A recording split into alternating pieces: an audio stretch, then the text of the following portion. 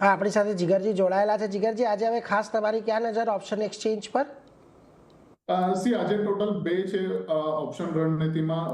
બંને insurance companies છે અને બંનેમાં ટોપ બને છે એવું એક્સપેક્ટેડ અને લાગી રહ્યું પણ છે. જે રીતે સ્ટ્રક્ચર ક્રિએટ થયું છે, સૌથી પહેલા આપણે વાત કરીએ એસબીઆઈ લાઈફ.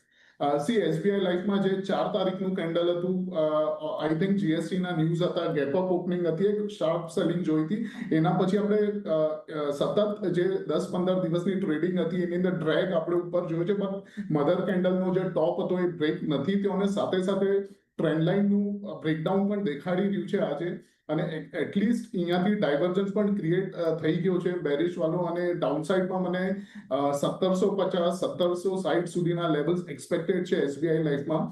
એટલે એસબીઆઈ લાઈફમાં 1800 નો પુટ બાય કરવાની સલાહ રહેશે. 10 થી 13 ના ઝોનમાં મળે તો ₹2 આપણે સ્ટોપ લોસ રાખશું અને 30 નો ટાર્ગેટ રાખશું. સેકન્ડ છે એચડીએફસી લાઈફ છે.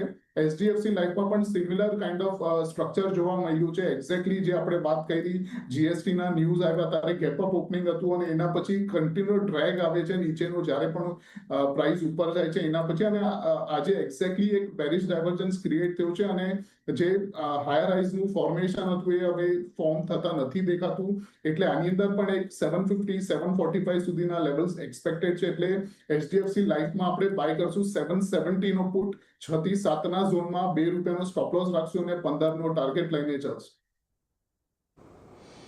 એટલે જુઓ, અહીંયાથી ખાસ કરીને બંને લાઈફ ઇન્સ્યોરન્સ કંપનીઓમાં એક ઘટાડાની અપેક્ષા અહીંયાથી જીગરજી રાખી રહ્યા છે.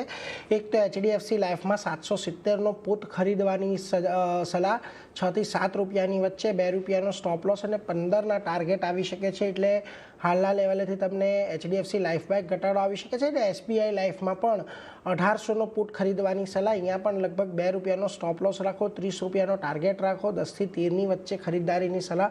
એટલે બંનેમાં અહીંયા તમને ખાસ કરીને એક બેરિશ વ્યૂ અહીંયા આવતો જોવા મળી રહ્યો છે. એટલે એના પર એક નજર રાખતા રહીશું.